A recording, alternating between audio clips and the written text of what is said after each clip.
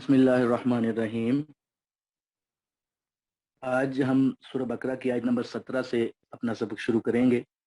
अल्लाह ताला फरमाते हैं, मसलुहुम कमसलिल्लज़ी इस्तौक़द नारा फलम्मा अज़ाअत मा हौलहु ज़हबल्लाहु बिनूरिहिम व तरकहुम फ़ी ज़ुलुमातिन ला युबसिरून। इन मुनाफ़िकों की मिसाल उस शख्स जैसी है जिसने आग जलाई। जब आग ने उसके आसपास को रोशन कर दिया तो अल्लाह ताला ने उनकी रोशनी ज़ाइल कर दी और उनको अंधेरों में छोड़ दिया कि कुछ भी नहीं देखते। सुम्मुम बुकमुन उम्युन फहुम ला यरजिऊन, वो बहरे हैं, गूंगे हैं और अंधे हैं, बस वो नहीं लौटेंगे। इन दो आयात के अंदर अल्लाह ताला ने मुनाफिकीन की एक मिसाल को जिक्र किया है। मुफस्सरीन फरमाते हैं कि ये मिसाल उन मुनाफिकों के बारे में है जिनके दिल में कुफर पुख्ता हो चुका है, और दूसरी मिसाल जो आगे आएगी उन मुनाफिकों के मुतल्लिक है जो अभी शक व शुबे में मुब्तला है। अल्लाह ताला फरमाते हैं, मसलुहुम कमसलिल्लज़ी इस्तौक़द नारा, इन मुनाफिकों की मिसाल उस शख्स की तरह है कि जिसने जंगल में सख्त अंधेरे की हालत में आग जलाई ताकि उससे रोशनी और गर्मी हासिल करे। तो ये जो दोनों चीजें हैं ये जरूरियात जिंदगी में से हैं, इनके बगैर गुजारा नहीं है। तो इन मुनाफिकों ने भी अपनी फितरी इस्तेदाद के मुताबिक अपने अंदर ईमान की शमा रोशन की और पैगम्बर अलैहिस्सलाम की सोहबत इख्तियार की।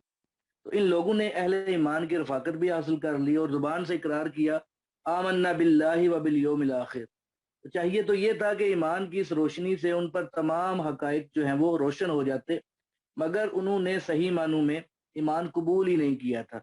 महज वक्ती मफाद हासिल करने की खातिर उन्होंने ईमान का दावा किया। अगर वो दिल से नूरे ईमान की आग को रोशन करते तो उनमें अतात इलाही का जज्बा पैदा होता और उनमें जिक्र इलाही का शौक पैदा होता।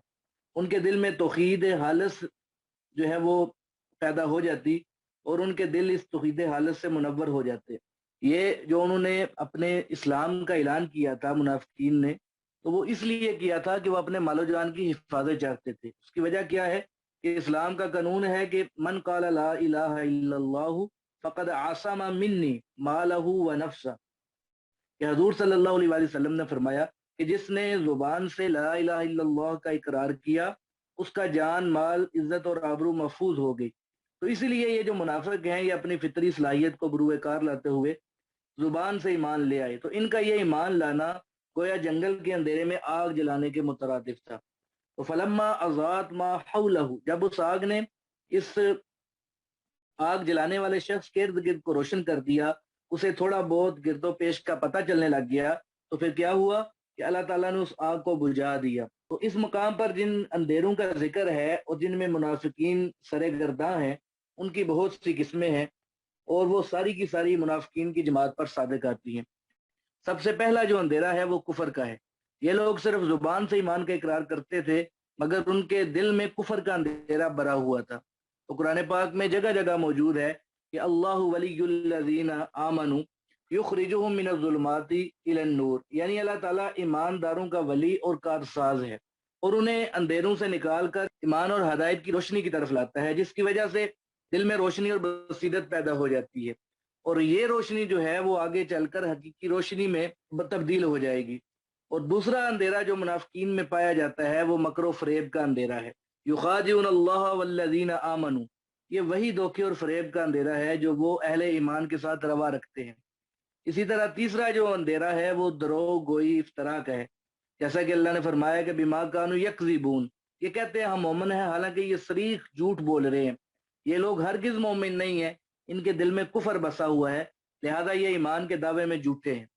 और मुनाफिकीन का चौथा अंधेरा जो है तानो तशनी का अंधेरा है। ये लोग अहले ईमान को अहमक और बेवकूफ कहते थे, हालांकि ईमान वाले तो आखिरत के तलबगार हैं।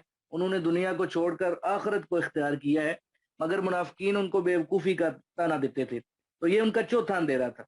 फिर जहालत दो किस्म की है, एक को जहल बसीर कहते हैं और एक को जहल मुरक्कब कहते हैं। कोई शख्स किसी चीज से नावाकिफ हो तो ये जहल बसीर कहलाती है। जब भी ऐसा शख्स जो है वो मुतलका चीज से वाकफियत हासिल कर लेगा वो इस जहल से निकल जाएगा। दूसरी किस्म की जहालत जो है जहल मुरक्कब है। उसका मतलब ये है कि इंसान गलत बात को सही समझने लग जाए, बुरे अकीदे को अच्छा ख्याल करने लग जाए। ये जहालत जो है ये बहुत खतरनाक जहालत है, क्योंकि इससे निकलने की कोई भी राह नहीं है। ऐसा शख्स जो है ना ही गलत को गलत समझेगा और ना वो इस जहालत से निकलेगा। मुनाफिकों का जो पांचवा अंधेरा है यही जहल मुरक्कब है। वो अपने धोखे और फरेब को बड़ा अच्छा समझ रहे थे और समझते थे कि हम मुसलमानों को धोखा दे रहे हैं, हालांकि वो पांचवी किस्म के इस अंधेरे में मुब्तला थे। छठा अंधेरा जो है वो गुनाहों का और शहावात का अंधेरा है। और सातवां जो अंधेरा है ये कब्र का अंधेरा है। मुस्लिम शरीफ की रिवायत में हजूर सल्लल्लाहु अलैहि वसल्लम ने फरमाया, ये जो कब्रें हैं ये अपने मकीनों के लिए अंधेरों से भरी पड़ी हैं। हाँ, जो शख्स अपने दिल में नूरे ईमान रखता होगा उसको वहां भी रोशनी मुयस्सर होगी। जिसने दिल में अल्लाह ताला की रजा की खातिर नमाज पढ़ी उसकी कब्र में रोशनी होगी। ईमान वालों के दिल से रोशनी निकलेगी और उनके अमाल साला की जो रोशनी है वो भी इन्हें हासिल होगी। बुखारी शरीफ की रिवायत में हजूर सल्लल्लाहु अलैहि वसल्लम ने फरमाया कि अज़्ज़ुल्मु ज़ुलुमातुन यौमल क़ियामा, इस दुनिया में किसी पर किया गया जो जुल्म है वो क़यामत के दिन अंधेरों की शक्ल में सामने आएगा। तो ये कब्र में जाकर पता चलेगा कि जुल्म का अंधेरा किस कदर शदीद है। पुले सरात से गुजरते हुए हशर के मैदान में और फिर दोज़ख की गहराइयों में अंधेरों का एहसास होगा। अलगर ये जो तमाम अंधेरे हैं जो मुनाफिकीन पर वारद होंगे और ये लोग गज़ब इलाही का शिकार होंगे। तो अल्लाह ताला हम सब को इन अंधेरों से बचाए और अल्लाह ताला हमें सिरात मुस्तकीम पर चलने की तौफीक अता फरमाए। इन लोगों की बदनसीबी की हालत अल्लाह ने बयान फरमाई कि सुम्मुन, ये बहरे हैं, उन्होंने अपनी सलाहियतों को इस कदर खराब कर लिया है कि सही बात को वो सुनने के लिए तैयार ही नहीं है। तो ये लोग इस बदबख्ती की बिना पर बुकमुन यानी गूंगे हैं, उनकी जुबान से कभी सच्ची बात नहीं निकलती। धोखे, फरेब और झूठ के सिवा उनकी जुबान पर कुछ भी नहीं आता।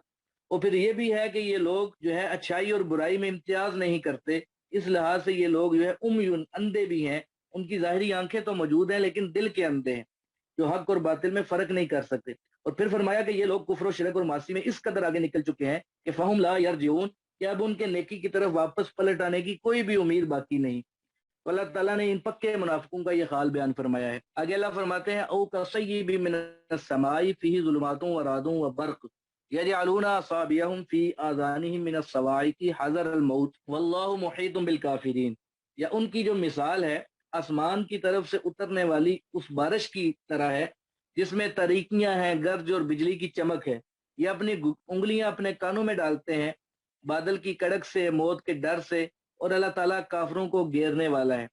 यकादुल बरकु यख्तफु अबसारहुम कुल्लमा अज़ाअ लहुम मशौ फी व इज़ा अज़लमा अलैहिम क़ामू वलौ शाअ अल्लाहु लज़हबा बिसमइहिम व अबसारिहिम इन्नल्लाहा अला कुल्लि शैइन क़दीर। करीब है कि बिजली उनकी आंखों को उचक ले, जब वो उनके लिए रोशनी करती है तो उसमें चलते हैं, और जब उन पर तारीकी छा जाती है तो खड़े हो जाते हैं।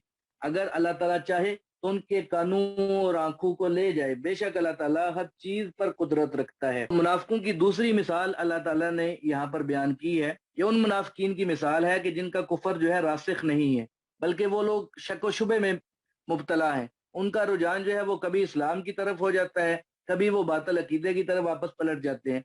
तो ऐसे लोगों की जो तशबीह है अल्लाह ताला ने बारिश के साथ दी है कि जिस तरह बारिश के नतीजे में बहुत सी चीजें पैदा होती हैं, इसी तरह ज़ुहूर इस्लाम के साथ मुनाफिकीन के लिए भी कई एक चीजें पैदा हुई।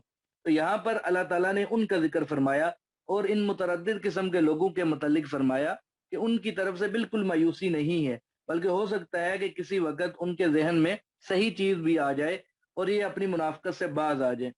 हदीस के अंदर आता है कि इतकादी मुनाफिक जो है ये कुफर ही की एक कबील से है, बल्कि कुफार में से भी बदतरीन किस्म का काफर है। तो मुनाफिकीन की एक और किस्म जो है वो अमली मुनाफिक है, उनकी तादाद बहुत ज्यादा है। तो ये ऐसे लोग हैं कि जिनके दिल में नूरे ईमान मौजूद है, अल्लाह की वहदानियत, पैगम्बर अलैहिस्सलाम की रिसालत और क़यामत पर भी ईमान है, मगर जाहिर और बातन में ये मुताबिकत नहीं पाई जाती।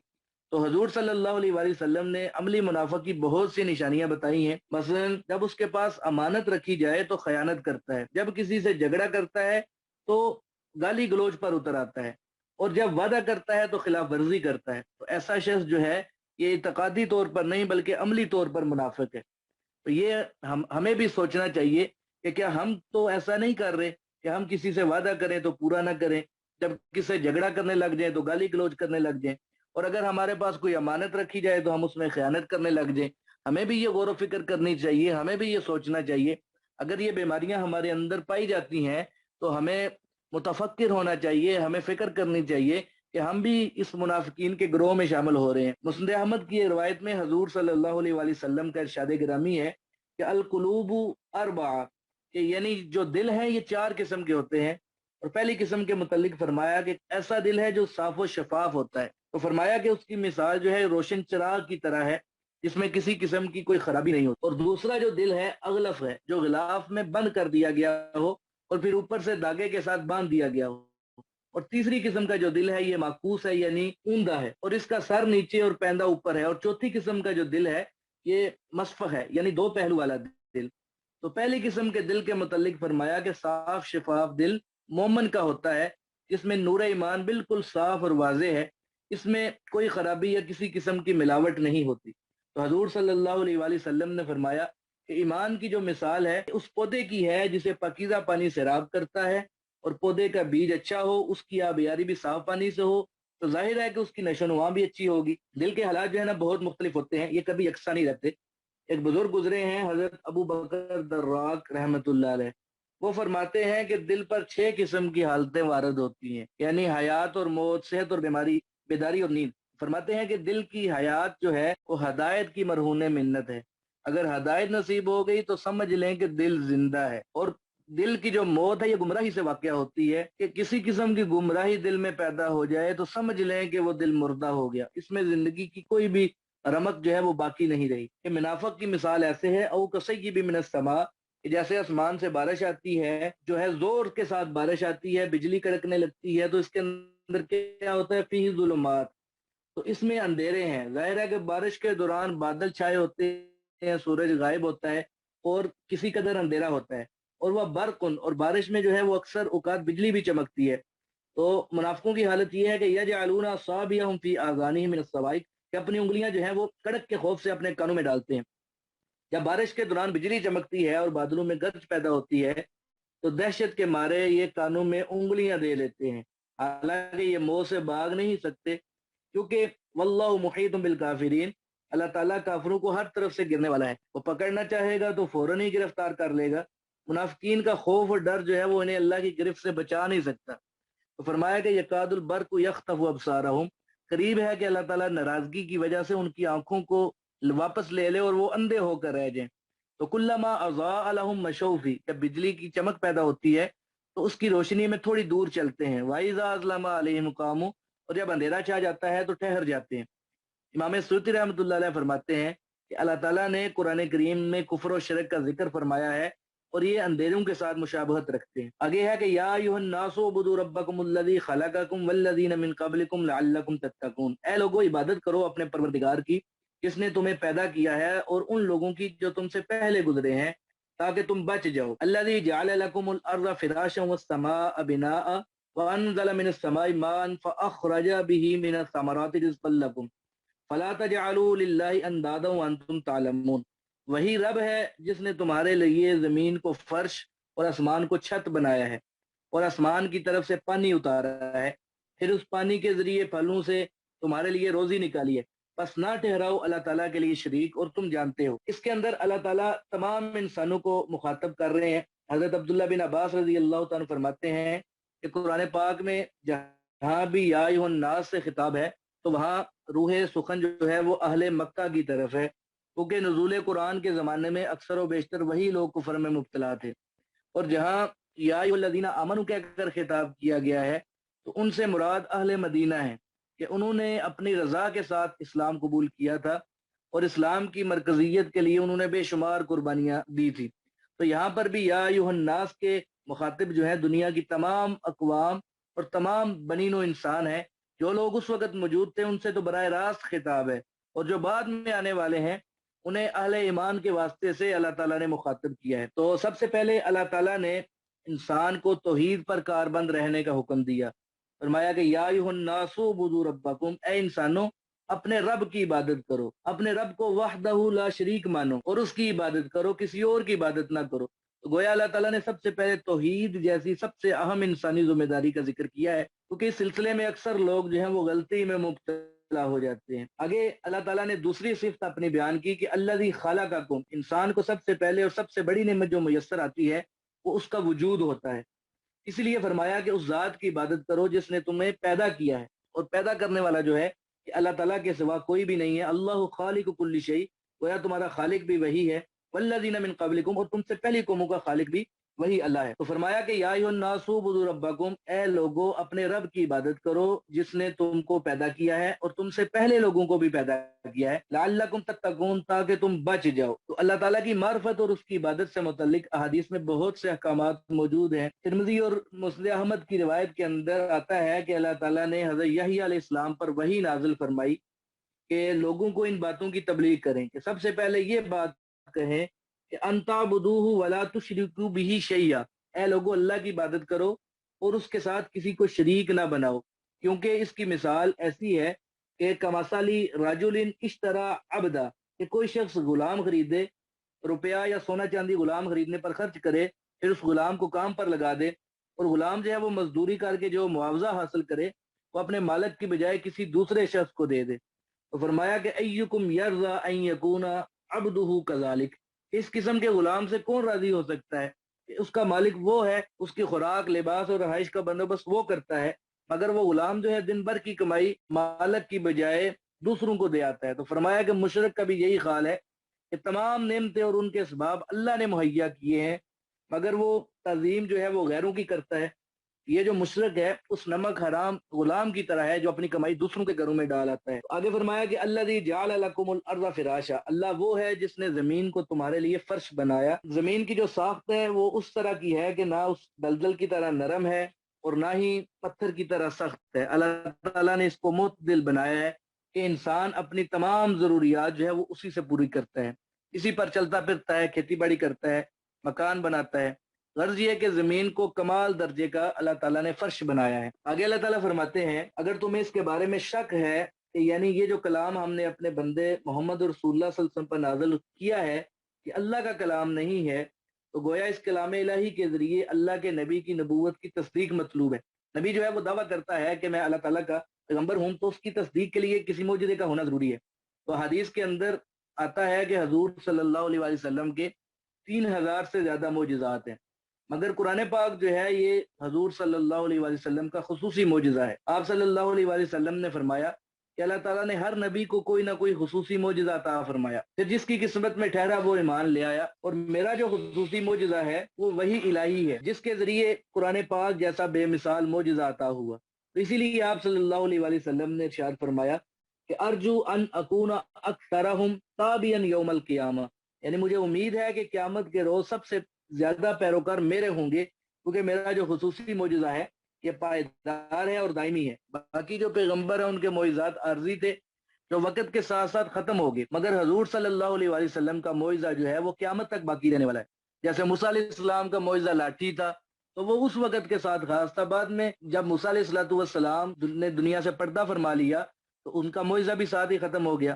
صالح علیہ السلام کی اونٹنی کا معجزہ تھا وہ بھی عارضی تھا اور تھوڑے عرصے کے بعد وہ ختم ہو گیا. تو اس آیت کے اندر حضور صلی اللہ علیہ وسلم کے اس معجزے کا ذکر ہے کہ جو اللہ تعالیٰ نے حضور صلی اللہ علیہ وسلم کو عطا فرمایا, اور اللہ تعالیٰ نے ساتھ میں چیلنج بھی کیا کہ اگر تمہیں اس معجزے میں شک ہے, اگر تمہیں شک ہے کہ یہ جو کلام محمد صلی اللہ علیہ وسلم تمہیں بتاتے ہیں, سناتے ہیں, یہ وہ اپنی طرف سے بنا کر لاتے ہیں, تو فاتو بصورت من مثلی, تو تمہیں چیلنج ہے کہ تم اس جیسی ایک صورت ہی بنا کر لے آؤ. تو وہ جو صورت ہے چاہے وہ چھوٹی سے چھوٹی 3 آیات کے برابر ہی کیوں نہ ہو, تم وہ بھی لے آؤ. امام ابو بکر جساس رحمۃ اللہ علیہ یہ 4 صدی میں تھے, مفسر قرآن ہیں, تو آپ فرماتے ہیں کہ قرآن پاک کے اس چیلنج کو صدیاں گزر جانے کے باوجود کسی نے اس کا جواب دینے کی جرت نہیں کی, اور اگر مسلمہ کذاب جیسے کسی شخص نے حماقت بھی کی تو اسے منہ کی کھانی پڑی, اور اس کے ہم اثر کافروں نے اس کے منہ پر تھوک دیا کہ تم پر لعنت ہو, کیا تمہارا وضع کردہ جو کلام ہے یہ محمد رسول اللہ صلی اللہ علیہ وسلم پر نازل ہونے والے کلام کا مقابلہ کر سکتا ہے؟ یہ تمہارے بس کا روگ نہیں ہے.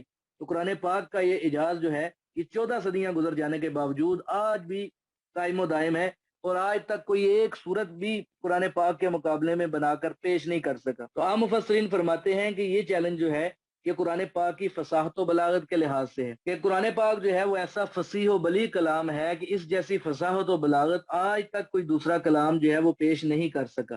تو قرآن پاک نے چیلنج پیش کرنے کے بعد خود ہی اس کا جواب دیا کہ فَإِن لَمْ تَفْعَلُوا وَلَن تَفْعَلُوا, بس اگر تم نہ کر سکے اور ہرگز تم نہیں کر سکو گے, تو گویا پیش گوئی بھی کر دی کہ تم اس کلام پاک کے مثل کوئی کلام بنا نہیں سکو گے، اس کی ایک صورت جیسی کوئی صورت تم بنا نہیں سکو گے۔ تو پھر خبردار کیا کہ فتقوا النار، اس آگ سے بچو کہ اللہ تی وقودها الناس والحجارہ، کہ جس کا ایندھن جو ہے وہ انسان اور پتھر ہے۔ تو گویا دوزخ کی آگ میں قرآن پاک کے جو منکر یعنی کافر جلیں گے، اور پتھر جلانے کا مطلب یہ ہے کہ جس طرح کوئلے سے جلائی گئی آگ سخت ہوتی ہے، اسی طرح پتھر سے جلنے والی جو آگ ہے وہ شدید ترین سخت ہوگی۔ اور پتھر سے مراد وہ پتھر کے بت ہیں جن کی پوجا کی جاتی تھی، وہ بھی دوزخ کی آگ میں ڈالے جائیں گے۔ تو فرمایا کہ یہ ایسی آگ ہے اعدت للکافرین، جو کفار کے لیے تیار کی گئی ہے۔ تو کفار کا جو انجام بیان کرنے کے بعد اس مقام پر اللہ تعالیٰ نے کفار کو ڈرانے کے بعد، ان کا حال بیان کرنے کے بعد، ایمان والوں کا اللہ تعالیٰ نے حال بیان کیا اور ان کو بشارت سنائی کہ وبشر الذین آمنوا وعملوا الصالحات، کہ آپ ان لوگوں کو خوشخبری سنا دیجیے جو اللہ کی وحدانیت اور آپ صلی اللہ علیہ وسلم کی ختم نبوت پر ایمان لائے ہیں، کلام الہی کو سچا انہوں نے تسلیم کیا ہے، قیامت کو برحق جانا ہے، اور پھر اس کے ساتھ ساتھ شائستہ کام بھی کرتے رہے، یعنی نماز، روزہ، حج، زکوٰۃ وغیرہ بھی ادا کرتے رہے، صدقہ خیرات بھی کیا، حلال و حرام میں امتیاز بھی انہوں نے کیا، حقوق اللہ بھی ادا کیے اور حقوق العباد بھی ادا کیے۔ تو فرمایا کہ ان لہم جنات تجری من تحتها الانہار، ایسے لوگوں کے لیے اللہ تعالیٰ نے باغات تیار کیے ہوئے ہیں جن کے نیچے نہریں بہتی ہیں۔ تو فرمایا کہ کلما رزقوا منها من ثمرات رزقا، کہ جب جنت کے اندر ان کو پھل دیے جائیں گے تو قالوا هذا الذي رزقنا من قبل، تو کہیں گے کہ یہ تو وہی ہے جو ہمیں اس سے پہلے دی گئی۔ صحیح یہ ہے کہ ایک دفعہ جنتیوں کو پھل پیش کیے جانے کے بعد جب دوسری دفعہ ان سے ملتے جلتے پھل دیے جائیں گے تو جنتی لوگ کہیں گے کہ یہ تو وہی پھل ہیں جو ہمیں اس سے پہلے دیے گئے تھے، مگر جب وہ انہیں کھائیں گے تو ان کا ذائقہ جو ہے پہلے پھلوں سے بالکل مختلف ہوگا۔ تو اس کا معنی یہ ہے کہ جنت کے جو پھل ہیں دنیا کے پھلوں سے مشابہ ہوں گے، اور جنتی جو ہیں وہ انہیں دیکھ کر دنیا کے پھلوں پر قیاس کریں گے، مگر ان دونوں قسم کے پھلوں میں ذائقے کے اعتبار سے بڑی تفاوت ہوگی، یعنی ذائقہ ان کا ایک جیسا نہیں ہوگا، ذائقہ ان کا بدلا ہوا ہوگا۔ جنتیوں کے لیے ایک اور انعام کا اللہ تعالیٰ نے ذکر کیا کہ وَلَهُمْ فِيهَا أَزْوَاجٌ مُطَهَّرَةٌ، ان کے لیے پاکیزہ بیویاں ہوں گی۔ تو ان مادی نعمتوں کے علاوہ دوسرے مقام پر روحانی نعمتوں کا بھی ذکر ہے، تو فرمایا کہ وَلَكُمْ فِيهَا مَا تَشْتَهِي أَنفُسُكُمْ، اس میں تمہارے لیے ہر وہ چیز ہوگی جس کے لیے تمہارا دل کرے گا۔ تو جنتوں کی نعمتوں کی ایک اور خصوصیت یہ ہوگی کہ وہ کبھی بھی ختم نہیں ہوں گی۔ دنیا میں کسی چیز کے میسر آ جانے کے بعد انسان کو ہمیشہ یہ خطرہ رہتا ہے کہ کہیں یہ چیز جو میری ہے وہ ختم نہ ہو جائے، لیکن جنت کے اندر یہ خطرہ نہیں ہوگا، بلکہ جنت میں انسان کو جو نعمتیں دی جائیں گی وہ ہمیشہ ہمیشہ کے لیے دی جائیں گی۔ آگے اللہ تعالیٰ فرماتے ہیں ان اللہ لا یستحی ان یضرب مثلا ما بعوضۃ فما فوقها فاما الذین آمنوا فیعلمون انہ الحق من ربهم واما الذین کفروا فیقولون ماذا اراد اللہ بهذا مثلا یضل به کثیرا ویہدی به کثیرا وما یضل به الا الفاسقین۔ بے شک اللہ تعالیٰ نہیں شرماتا اس بات سے کہ بیان کرے مچھر کی مثال یا اس سے بھی بڑی۔ تو بہرحال جو لوگ ایمان لائے وہ جانتے ہیں کہ یہ حق ہے ان کے رب کی طرف سے، اور وہ لوگ جنہوں نے کفر کیا تو بس وہ کہتے ہیں کہ کیا ارادہ کیا اللہ تعالیٰ نے اس مثال کے ساتھ۔ اللہ تعالیٰ گمراہ کرتا ہے اس کے سبب سے بہت سے لوگوں کو، اور ہدایت بھی اس کے سبب سے بہت سے لوگوں کو دیتا ہے، اور نہیں گمراہ کرتا اس کے سبب سے مگر فاسقوں کو۔ تو الذین ینقضون عہد اللہ من بعد میثاقہ ویقطعون ما امر اللہ بہ ان یوصل ویفسدون فی الارض اولئک هم الخاسرون، وہ جو توڑتے ہیں اللہ تعالیٰ کے عہد کو، اس کو مضبوط کرنے کے بعد، اور قطع کرتے ہیں اس چیز کو جس کو اللہ تعالیٰ نے جوڑنے کا حکم دیا ہے، اور زمین میں فساد کرتے ہیں، تو یہی لوگ جو ہیں یہ نقصان اٹھانے والے ہیں۔ کفار جو ہیں وہ قرآن پاک کے متعلق یہ اعتراض کرتے تھے کہ اس میں بعض چھوٹی چھوٹی اور حقیر چیزوں کا ذکر ہے جو کہ اللہ تعالیٰ کے شایان شان نہیں ہے، کہیں مکھی کا ذکر ہے، کہیں مکڑی کا ذکر ہے، حالانکہ اللہ تعالیٰ تو بادشاہوں کا بادشاہ ہے۔ اس کا کلام بھی بہت اعلیٰ باتوں پر مشتمل ہونا چاہیے، کیونکہ ایک عام محاورہ بھی ہے کہ کلام الملوکی ملوک الکلامی، یعنی بادشاہوں کا جو کلام ہے کلاموں کا بادشاہ ہوتا ہے۔ تو جس طرح اللہ تعالیٰ کی ذات بلند و برتر ہے، اسی طرح جو ہے اس کا کلام بھی اعلیٰ اور عرفہ ہونا چاہیے، اس میں مکھی مچھر جیسی ادنا چیزوں کا ذکر نہیں ہونا چاہیے۔ تو اللہ تعالیٰ نے ان کے اس اعتراض کا جواب دیتے ہوئے فرمایا کہ ان اللہ لا یستحیی ان یضرب مثلا ما بعوضۃ فما فوقها، کہ اللہ تعالیٰ کی شان اور عظمت کے یہ ہرگز منافی نہیں ہے کہ وہ مچھر یا اس سے بھی کوئی بڑی چیز کی مثال بیان فرمائے۔ کیونکہ ان چھوٹی چھوٹی چیزوں کی مثالیں جو ہیں انسانوں کو سمجھانے کے لیے بیان کی جاتی ہیں۔ یہ تو بعض لوگوں کی عقل یا ان کے عرف کی کمزوری کی دلیل ہے کہ وہ بعض حقیر چیزوں کا تذکرہ مناسب نہیں سمجھتے، مگر حکمت کے اصول کے تحت ایسی چیزوں کے بیان کو ترک نہیں کیا جا سکتا، اور نہ ہی کسی سے خوف زدہ ہو کر یا کسی کو خوش کرنے کے لیے کسی چیز کا بیان جو ہے وہ روکا جا سکتا ہے۔ حقیر چیزوں میں بڑے مفید پہلو بھی ہوتے ہیں۔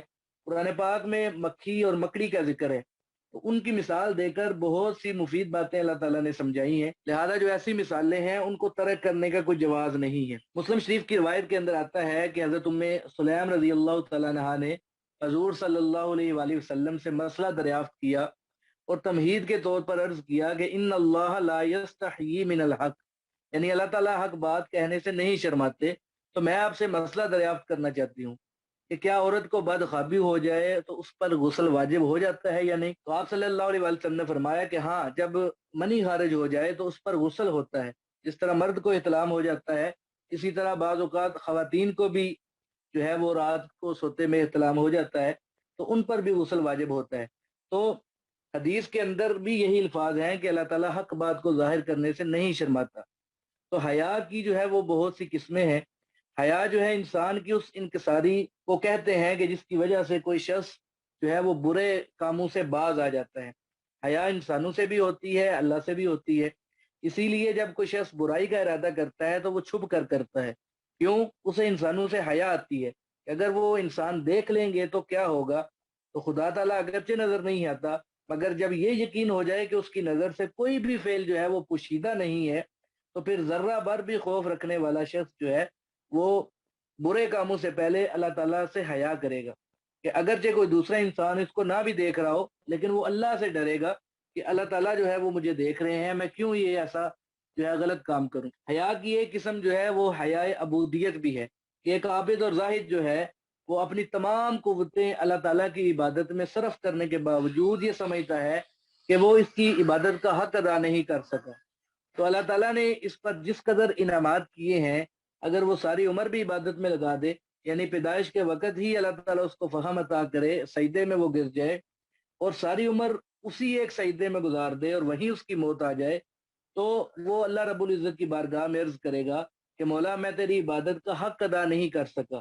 تو حیا عبودیت جو ہے وہ اسی چیز کا نام ہے۔ حیا جو ہے وہ اپنے نفس سے بھی ہوتی ہے کہ جب اسے کوئی شخص دیکھنے والا نہ ہو تو بعض اوقات انسان خود اپنے دل میں شرم محسوس کرتا ہے کہ میں کیا کر رہا ہوں، کسے دھوکہ دے رہا ہوں۔ تو یہ جو ہے یہ نفس کی حیا ہے۔ حیا کی ایک قسم حیا کرم بھی ہے۔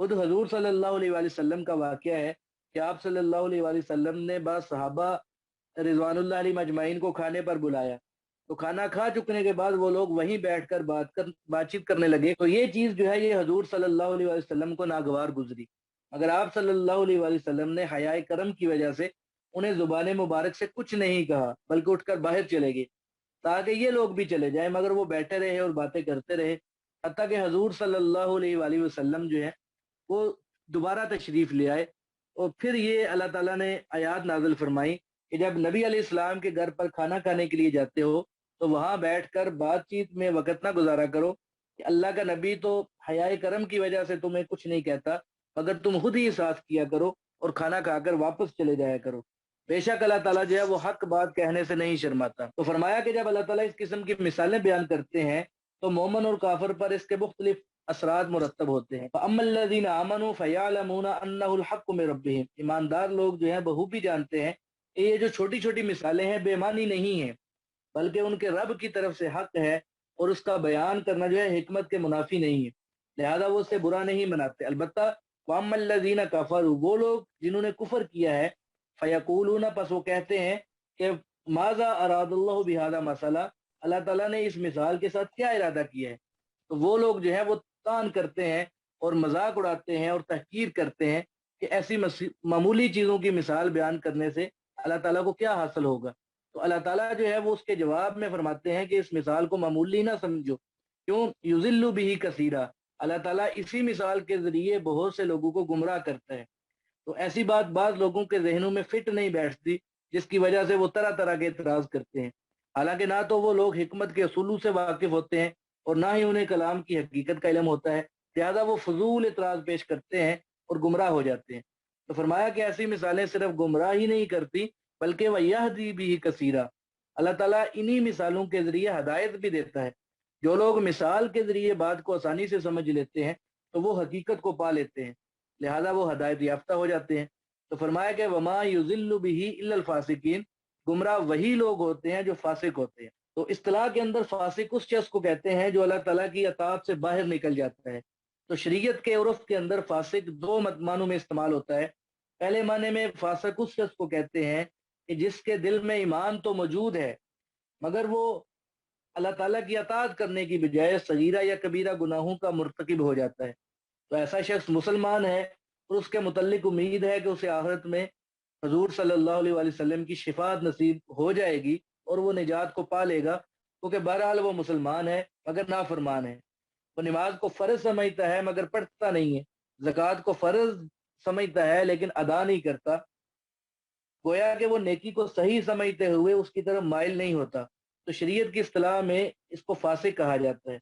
دوسری قسم کا فاسق وہ ہے جو کفر میں حد سے بڑھ جائے، سرکش ہو جائے، جیسا کہ اعتقادی منافق یا کافروں کے متعلق فرمایا کہ اولئک هم الفاسقون، ان یہودیوں کو فاسق کہا گیا ہے جو بڑے سرکش ہیں، ضدی اور نافرمان ہیں اور کفر میں بڑے پکے ہیں۔ تو فاسق کے یہ دونوں جو معنی ہیں یہ قرآن پاک میں استعمال ہوئے ہیں۔ تو بطور تشریح کے یوں بھی کہا جا سکتا ہے کہ فاسق وہ ہیں جو قرآن پاک کی بیان کردہ مثالوں سے گمراہ ہو جاتے ہیں۔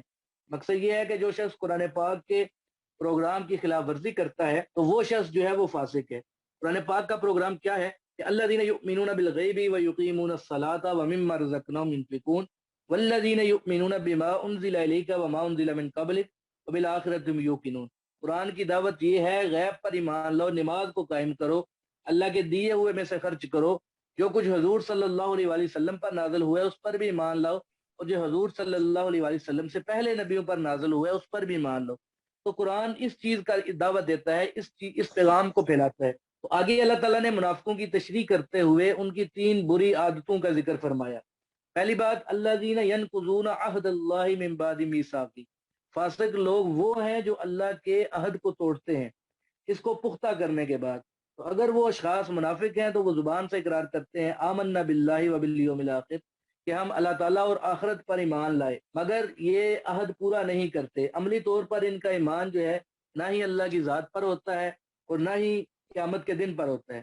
اور اگر یہاں فاسقوں سے مراد یہودی ہیں تو ان سے تو پہلی کتابوں میں وعدہ لیا گیا تھا کہ اللہ تعالیٰ کے بھیجے ہوئے نبیوں پر ایمان لائیں گے، اور خاص طور پر وہ آخری نبی صلی اللہ علیہ وسلم پر ایمان لائیں گے، اس کا ساتھ دیں گے اور ان کی مدد بھی کریں گے، اور یہ بھی کہ اللہ تعالیٰ نے ان پر جو ہدایت نازل فرمائی ہے اسے چھپائیں گے نہیں بلکہ ظاہر کریں گے۔ مگر ان لوگوں نے اس عہد کو توڑ دیا، تو گویا کہ فاسقوں کی پہلی خصلت یہ بیان فرمائی کہ وہ وعدہ کرنے کے بعد اس کو توڑ دیتے ہیں۔ تو اس بات پہ ہمیں بھی غور و فکر کرنا چاہیے کہ کیا یہ خصلت ہم میں تو نہیں پائی جا رہی کہ ہم وعدہ کرنے کے بعد توڑ دیتے ہیں۔ تو وعدہ جو لوگ توڑتے ہیں ان کا دوسرا جو گروہ ہے وہ معاد قسم کے کافر ہیں۔ یہی وہ لوگ ہیں جن کے متعلق فرمایا کہ سواء علیہم اانذرتہم ام لم تنذرہم لا یؤمنون، کہ انہوں نے اللہ تعالیٰ کے اس عہد کو توڑا جو ازل میں ہوا تھا۔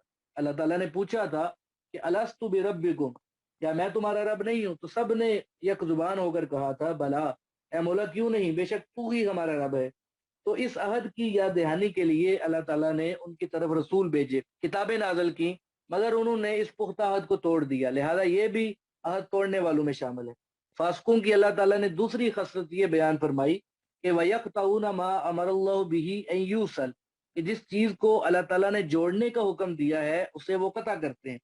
اللہ تعالیٰ نے رشتہ داروں کے ساتھ صلہ رحمی کا حکم دیا ہے مگر یہ لوگ اس کے برخلاف قطع رحمی کے مرتکب ہوتے ہیں۔ جیسے کافروں کے متعلق فرمایا کہ وہ قطع رحمی کرتے ہیں اور کسی مومن کے بارے میں نہ تو عہد و پیمان کا خیال رکھتے ہیں اور نہ رشتہ داری کو خاطر میں لاتے ہیں، بلکہ انہیں ہر طرح سے وہ ایذا پہنچاتے ہیں۔ حالانکہ جو قطع رحمی ہے یہ بہت بڑا جرم ہے، اور اگر ہم بھی اپنے رشتہ داروں سے قطع تلقی کرتے ہیں، قطع رحمی کرتے ہیں، تو ہمیں بھی سوچنا چاہیے کہ کیا ہم بھی قرآن پاک کی اس وعید میں تو شامل ہو کر منافقوں میں تو نہیں شامل ہو رہے۔ اللہ تعالیٰ نے جو ہے وہ منافقوں کی تیسری خصلت بیان فرمائی ہے کہ وَيُفْسِدُونَ فِي الْأَرْضِ، کہ وہ زمین میں فساد پھیلاتے ہیں۔ فساد کرنے کا مطلب یہ ہے کہ یہود و نصارہ اور کافر جو ہیں لوگوں کو ایمان سے متنفر بناتے ہیں. ان کی کوشش یہ ہوتی ہے کہ لوگ ایمان نہ لائیں. اسی لیے وہ اعتراض کرتے ہیں کہ قرآن پاک جو ہے وہ اللہ کا کلام نہیں ہے. کیوں؟ کہ اس میں مکھی اور مچھر جیسی حقیر چیزوں کی مثالیں بیان کی گئی ہیں. تو یہی وہ پراپوگنڈا ہے جس کی بدولت وہ لوگوں کو ایمان سے دور رکھنا چاہتے ہیں، اور اسی کو فساد فی الارض کہا گیا ہے. فاسقوں کی علامات کو بیان کرنے کے بعد اللہ نے فرمایا کہ اولئک هم الخاسرون، کہ یہی جو لوگ ہیں یہ خسارہ پانے والے ہیں، ناکام اور نامراد ہونے والے ہیں.